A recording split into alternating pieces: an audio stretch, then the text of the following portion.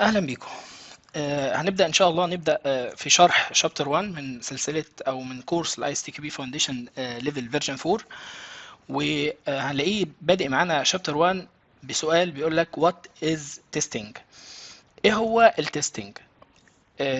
بيقول هنا ان التستنج ده هو عمليه او السوفت وير عامه. السوفت وير سيستمز هي حاجه اصبحت integral part of our daily life، هي جزء اساسي من our daily life. لو انت راجل شغال في شركه فاكيد بتتعامل مع سوفت ويرز مختلفه، لو انت راجل طالب اكيد بتتعامل مع سوفت ويرز مختلفه، لو انت راجل يوزر عادي اكيد عندك ابلكيشن فيسبوك، عندك اي انستجرام، اي سوشيال ميديا ابلكيشن. فهي اصبحت السوفت وير سيستمز هي جزء اساسي من حياتنا اليوميه. تمام.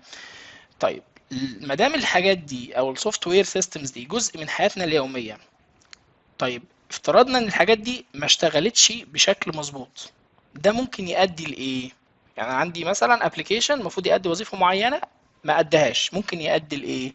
قال لك ممكن يؤدي ان احنا نخسر فلوس، نخسر وقت، او نخسر ريبيتيشن.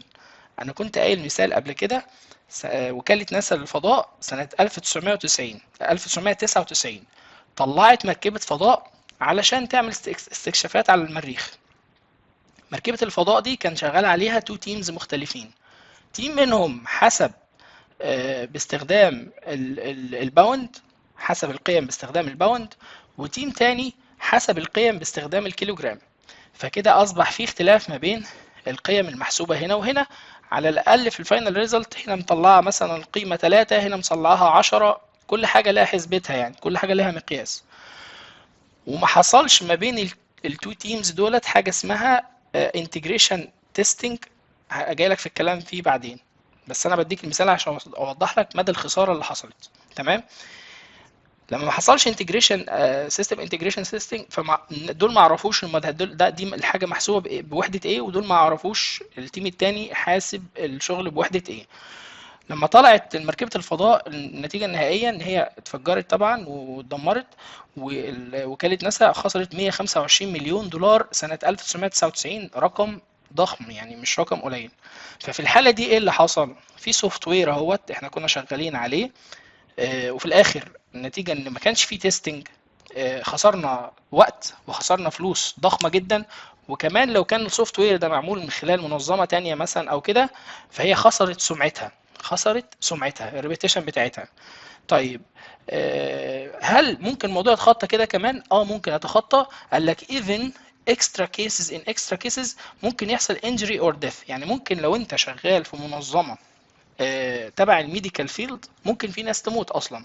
فاهمني؟ يعني مثلا انا شغال في حاجه، مثلا جهاز اللي هو بيدي التنفس ده، اللي هو المفروض بيدي النفس كل فتره معينه، لو حصل فيه ايشو واتاخر في عطيان النفس للمريض مثلا، ففي الحاله دي ممكن الراجل ده يموت.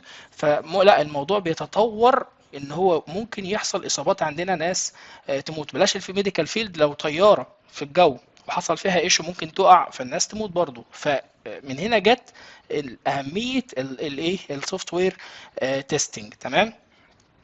طيب، هل السوفت وير تيستنج بيعلي الكواليتي؟ ده سؤال بيجي. هل السوفت وير تيستنج بيعلي الكواليتي؟ قال لك لا، سوفت وير تيستنج اسس سوفت وير كواليتي، بيقيم بس الكواليتي. طيب احنا نستشهد على حته ان هو بيقيم الكواليتي دي منين؟ بص يا سيدي، انا دلوقتي عندي اي سوفت وير شغال عليه. لو انا عندي اي سوفت وير شغال عليه، السوفت وير ده هل انا انا كتستر بصلحه ولا بقول في مشاكل واحد اتنين تلاتة؟ انا بقول في مشاكل واحد اتنين تلاتة، انا مش بصلحه. انا بقول للديفلوبر خلي بالك انت عندك مشكلة واحد اتنين تلاتة، لو سمحت حلهم.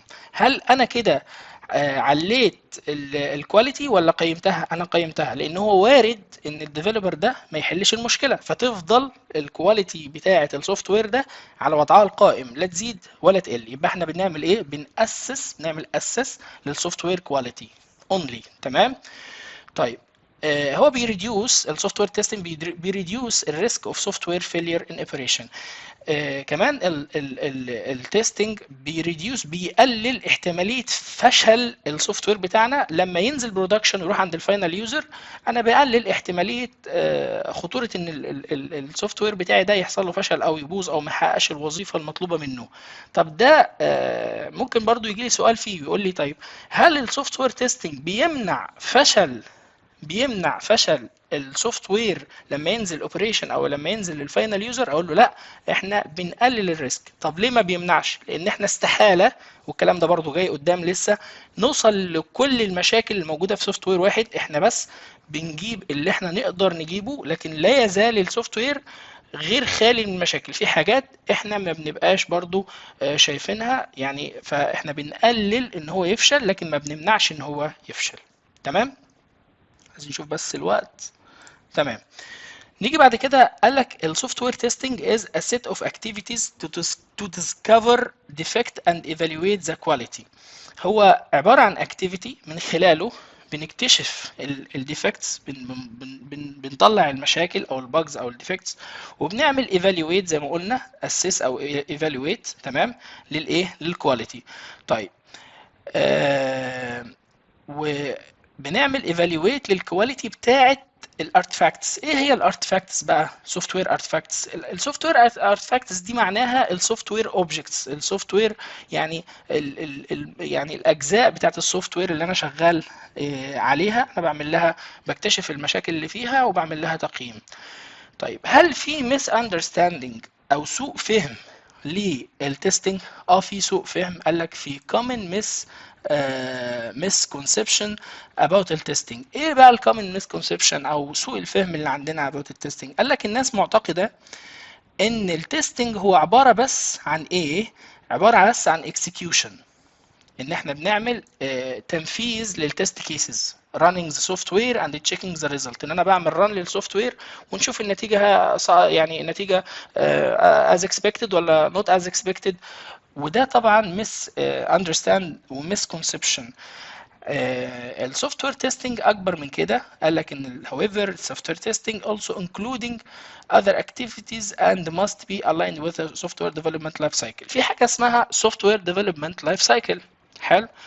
السوفت وير ديفلوبمنت لايف سايكل دي بتتم من خلال مراحل، منها ان انا اجمع، او هي عباره عن ان انا اول حاجه بجمع الريكويرمنتس، بعد كده بعمل ديزاين، بعد كده بعمل امبلمنتيشن، بعد كده بعمل تيستنج، وفي الاخر خالص بعمل مينتننس. فلو تلاحظ ان السوفت وير ديفلوبمنت لايف سايكل، اي سوفت وير في الدنيا في مراحله ديت في مرحله اسمها تيستنج. تمام؟ فهو جزء من الايه؟ من مراحل بناء السوفت وير، اي سوفت وير في الدنيا.